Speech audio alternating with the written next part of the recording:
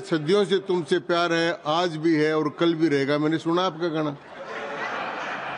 श्री संजय सिंह दोनों ही कह रहे हैं एक दूसरे को। धन्यवाद मान्यवर, आपने एक अत्यंत महत्वपूर्ण बिल पे मुझे अपनी बात कहने का मौका दिया। मैं जैसे उदय प्रताप जी की चंद पंक्तियों से अपनी बात शुरू करूंगा। न मेरा है न तेरा है, ये हिंदुस्तान सबका है। नहीं समझी गई ये बात तो नुकसान सबका है। न तेरा है न मेरा है, ये हिंदुस्तान सबका है। नहीं समझी गई ये बात तो नुकसान सबका है। जो आकर मिल गई इसमें वो दिखलाई नहीं देती, जो नदियां मिल गई इसमें वो दिखलाई नहीं देती। महासागर बनाने में मगर एहसान सबका है। महासागर बनाने में मगर एहसान सबका है। मान्यवर, हम लोग बचपन से एक शब्द सुनते आए, सरकार माई बाप। सरकार माई बाप यानी कि जो सरकार होती है वो लोगों की माई बाप होती है, मां की तरह ख्याल रखती है, पिता की तरह ख्याल रखती है। लेकिन अगर कोई सरकार अपने बच्चों को उसका गला घोटने पे उतारू हो जाए तो वो फिर सरकार निष्पक्ष सरकार नहीं है। नहीं है मान्यवर, वो सौतेली मां है, वो सौतेली मां है, उसका व्यवहार सौतेला है। और आज आप जो काम कर रहे हैं इस बिल के माध्यम से, आप बाबा साहब डॉक्टर भीमराव अंबेडकर जी के द्वारा लिखे गए संविधान की हत्या कर रहे हैं। और ये बात मैं इसलिए कह रहा हूं कि बाबा साहब डॉक्टर भीमराव अंबेडकर जी ने संविधान की धारा 26 में लिखा, धार्मिक मामलों के प्रबंधन की स्वतंत्रता, धार्मिक एवं धर्मार्थ उद्देश्यों के लिए संस्थाओं की स्थापना एवं रखरखाव करना, धर्म के मामलों में अपने स्वयं के मामलों का प्रबंधन करना, चल एवं अचल संपत्ति का स्वामित्व एवं अधिग्रहण करना तथा ऐसी संपत्ति का कानून के अनुसार प्रशासन करना। यह अधिकार आपने नहीं दिया, यह अधिकार किसी भारतीय जनता पार्टी के लोगों ने नहीं दिया। यह अधिकार बाबा साहब डॉक्टर भीमराव अंबेडकर जी के द्वारा लिखे गए भारत के संविधान ने दिया। मानकर और आप उस संवैधानिक अधिकार को छीन रहे हैं एक गैर संवैधानिक बिल लाके। क्या क्या लिखा इस कानून के अंदर आपने, किस तरीके से आपने इस संविधान की हत्या करने का काम किया। आप बड़ी बड़ी बातें कर रहे हैं। ये सरकार कह रही है कि ये कानून हम मुसलमानों के भले के लिए आ रहे हैं। जब मैं आपसे सुनता हूं तो मुझे लगता है कपिल शर्मा कॉमेडी सर्कस में बोल रहा है। आप मुसलमानों का भला कर रहे हैं, आप मुसलमानों का भला कर रहे हैं।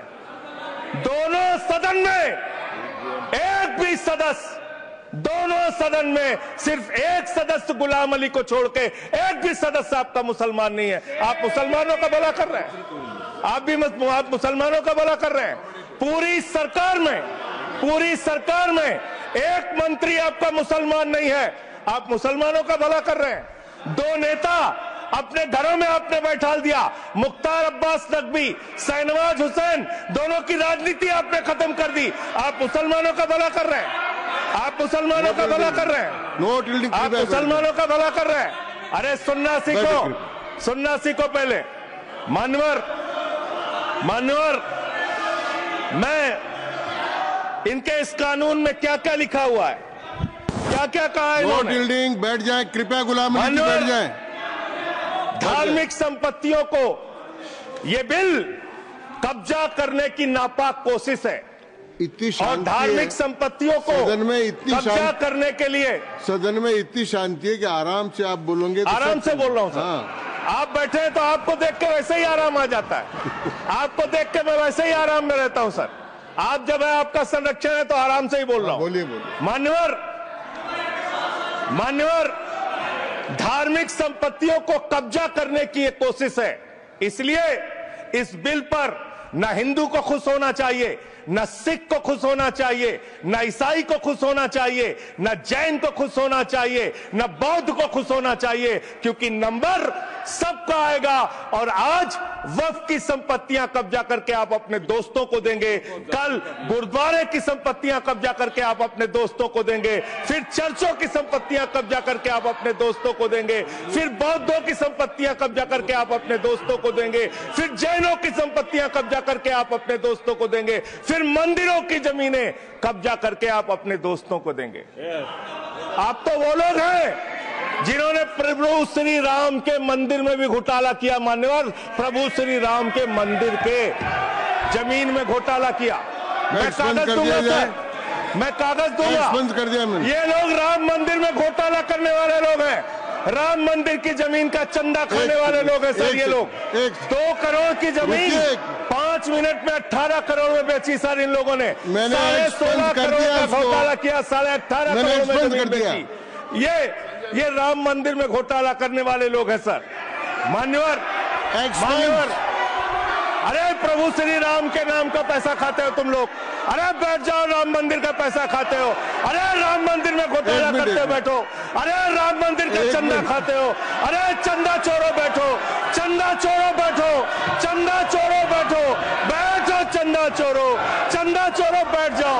चंदा चोरो तुम लोग चंदा चोरो, चंदा चोरो तुम लोग, चंदा चोरो, चंदा चोरो, चंदा चोरो बैठो। 1 मिनट को प्लीज। चंदा चोरो बैठो। सभापति महोदय, श्री गजेंद्र सिंह जी। सर मैं I am not dealing sir, I am not dealing. सदस्य ने चंदा चोरी किया इन्होंने सर, राम का पैसा खाया करने वाले प्रभु श्री राम का पैसा खाया सर इन्होंने। राम मंदिर का विषय, राम मंदिर में चंदा चोरी किया इन्होंने। चंदा चोर है सर ये लोग, इन्होंने प्रभु श्री राम का चंदा खाया। कृपया बैठ जाए। चंदा चोरी किया सर, कृपया बैठ जाए। राम मंदिर के संबंध में सर राम मंदिर के संबंध में कहे गए सभी शब्दों को मैं कार्रवाई से निकाल रहा हूँ, कार्रवाई से निकाल दिए। 2 करोड़ की जमीन 18.5 करोड़ में खरीदी इन लोगों ने। 2 करोड़ की जमीन अयोध्या में 18.5 करोड़ में खरीदी। मान्यवर, कृपया मान्यवर मेरा टाइम बचाया जाए सर। मान्यवर टाइम पॉज कीजिए सर, टाइम पॉज कीजिए, बैठाइए इनको। Point of order, point of order allow sir. I am not dealing sir. Point of order Bhupendra Yadav, please sit down.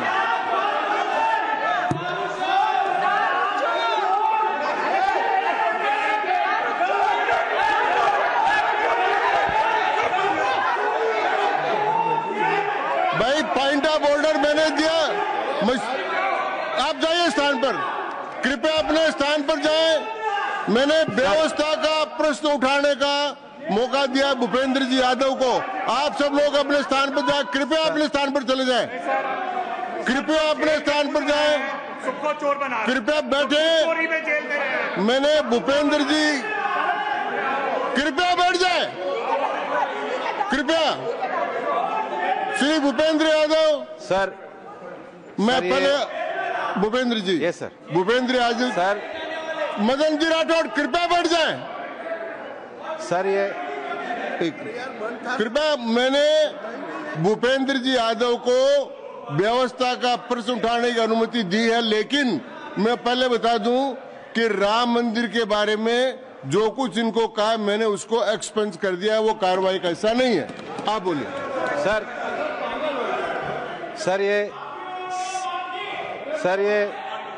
Sir ये सदन का उच्च सदन है। रूल में बता देता हूँ, रूल 238 और 240। आप 238 और 240, 238 and 240, you read it sir. There are sir 2 rules है, 238, 240। मेरे को बुक की जरूरत नहीं है। हाउ टू स्पीक ये 238 है सर। 240 बड़ा इंपॉर्टेंट है जी सर। कोई भी सदस्य अगर इररिलेवेंट बोलता है, अगर तो ये चेयर की पावर है कि उस सदस्य को रोक सकते हैं। जो विषय डिबेट से जुड़ा हुआ नहीं है, जो विषय सदन से जुड़ा हुआ नहीं है, इररिलेवेंट विषय को आपको रोकने का अधिकार है।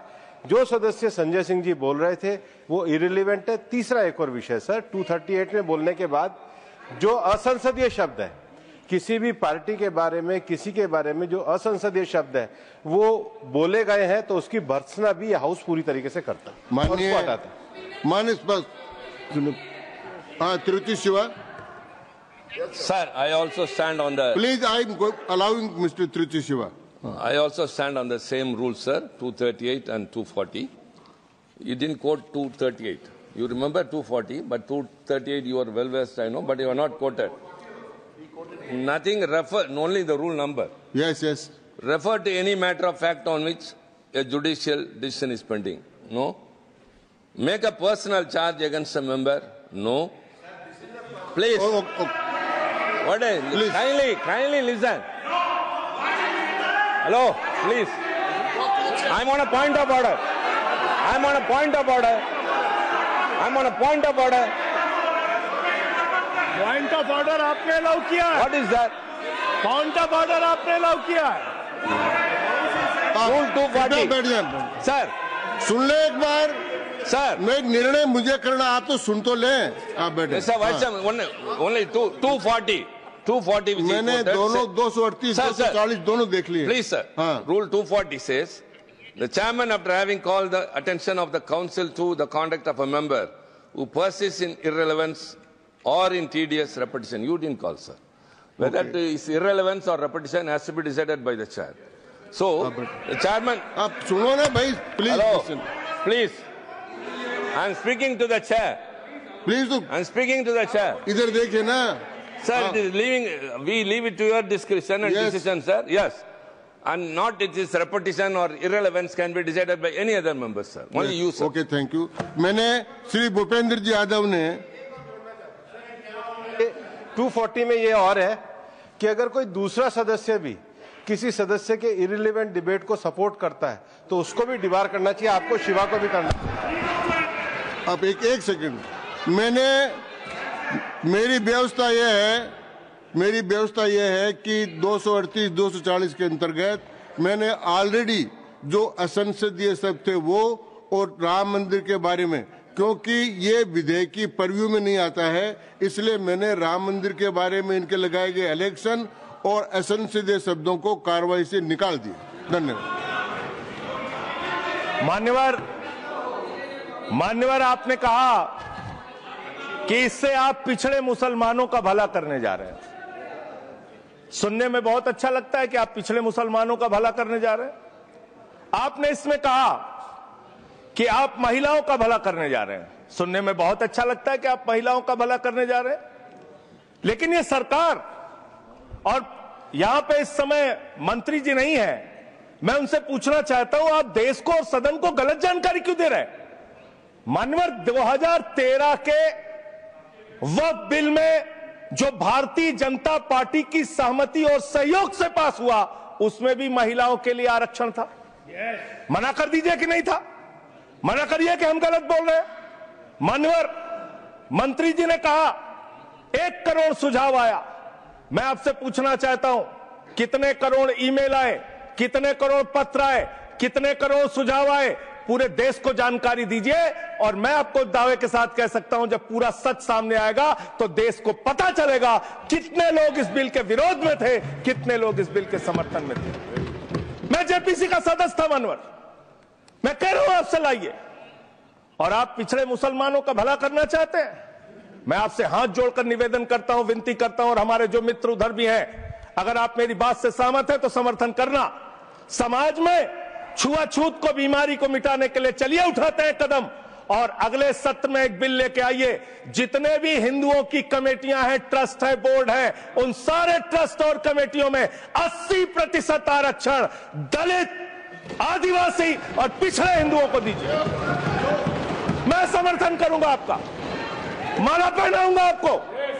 आप पिछड़ों का भला करने की बात करते हैं, आप दलितों का भला करने की बात करते हैं।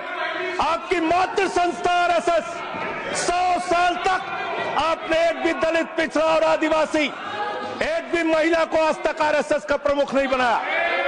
आप दलितों और पिछड़ों और आदिवासियों की आरएसएस के बारे में भला करने की बात करते हैं। माननीय इस बिल में क्या लिखा है? आप जो भी बातें इस विधेयक के अलावा बोलेंगे उन सबको मैं एक्सप्लेन सर ये करूंगा। क्या उसमें सत्य नहीं है? क्या ये सच नहीं है? सर मेरा टाइम रोका जाए। और सर बिल के बारे में बात करते हैं। माननीय मंत्री जी ने कहा आज आप इस बिल को पास कर रहे हैं, आज आपका सीना चौड़ा हो रहा है, आपको लग रहा है एक धर्म के अधिकार को आप छीन रहे हैं। नहीं, कल को आप सभी धर्मों की धार्मिक संपत्तियां छीन के आप अपने दोस्तों का देने का काम करेंगे। मैं फिर इसको दोहरा रहा हूं और फिर इसको कह रहा हूं कि आप ये करेंगे, धार्मिक संपत्तियों के कब्जा करने का काम करेंगे। और किसी गलतफहमी में मत रहिए। आपको लोकसभा के चुनाव में मात्र 36% वोट मिला है। इस देश की 64% आबादी आज भी आपके खिलाफ है, आज भी आपके खिलाफ खड़ी है। किसी गलतफहमी में मत रहिए। बड़ी बड़ी सत्ता उखड़ गई और चली गई। मान्यवर, आपने इसमें लिखा बिल के अंदर कि वक्फ कमेटी के अंदर गैर मुसलमान इसका सदस्य बन सकता है। आप क्या गुरुद्वारा कमेटी के अंदर गैर सिख को मेंबर बना सकते हैं? क्या ईसाई कमेटी के अंदर गैर ईसाई को सदस्य बना सकते हैं? क्या बौद्धों की कमेटी के अंदर गैर बौद्ध को, क्या जैनों की कमेटी के अंदर गैर जैन को आप मेंबर बना सकते हैं? और इतना ही नहीं, क्या आप हिंदुओं के ट्रस्ट में, मंदिर के ट्रस्ट में आप क्या गैर हिंदू को मेंबर बना सकते हैं? नहीं बना सकते, नहीं बना सकते। आप एक झूठ फैला रहे हैं देश भर में झूठ फैला रहे हैं। आप कह रहे हैं ये मैं पढ़ रहा हूं राम मंदिर का, सर राम मंदिर ट्रस्ट। झूठ शब्द असंसदीय है, जो असंसदीय शब्द उनको निकाल दीजिए। सत्य से परे, सत्य से परे। सर ये प्रभु श्री राम के मंदिर का ट्रस्ट, मैं इसका समर्थन करता हूं। नहीं, आप सर मैं इसका समर्थन कर रहा हूं। ये सब्जेक्ट नहीं है सर, समर्थन कर रहा हूं। सुन तो लीजिए, आप कहे से नहीं सुनूंगा। डिस्ट्रिक्ट मजिस्ट्रेट प्रोसीडिंग में नहीं आएगा। सर मेरी बात तो बिल्कुल नहीं आएगा। सर मेरी बात सुन लीजिए।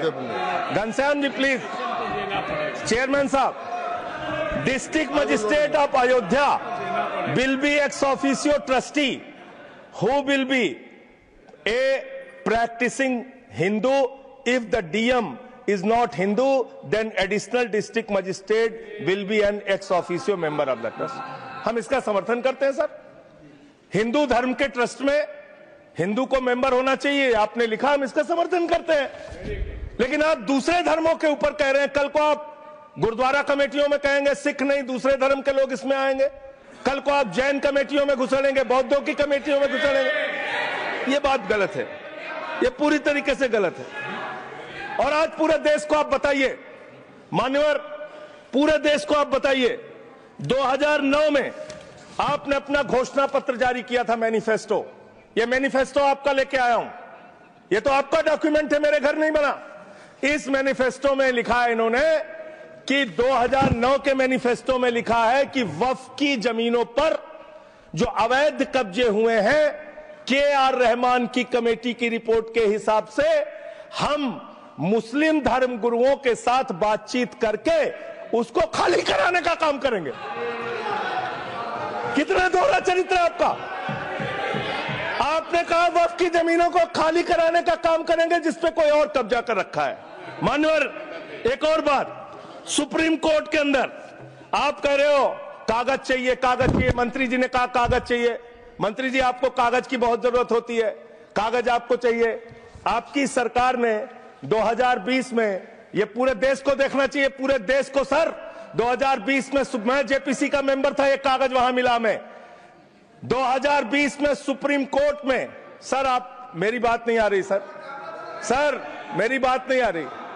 2020 में मान्यवर, इस भारत की सरकार ने, मोदी जी की सरकार ने शपथ पत्र दिया सुप्रीम कोर्ट में। से क्या लिखा हुआ है? 99% वक्फ की संपत्तियां डिजिटाइज हो चुकी हैं। मुख्तार अब्बास नकवी साहब आपके मंत्री थे, उनका बयान है 100% वक्फ की संपत्तियां डिजिटाइज हो चुकी हैं। तो जब आप सारी संपत्तियां डिजिटाइज कर चुके हैं, सब कुछ ऑनलाइन कर चुके हैं वामसी पोर्टल में, सारे कागजात जांच चुके हैं, तो क्या आप फसाद कराने के लिए फिर से कागज मांग रहे हैं? फसाद कराने के लिए आप फसाद कराने के लिए कागज मांग रहे हैं? आप फसाद कराने वाले हिंदू हैं, हम सौहार्द फैलाने वाले हिंदू हैं। यह बुनियादी फर्क है, यह बुनियादी फर्क है आप में। आप देश भर में फसाद, नफरत, लड़ाई, झगड़ा कराने का काम करते हैं।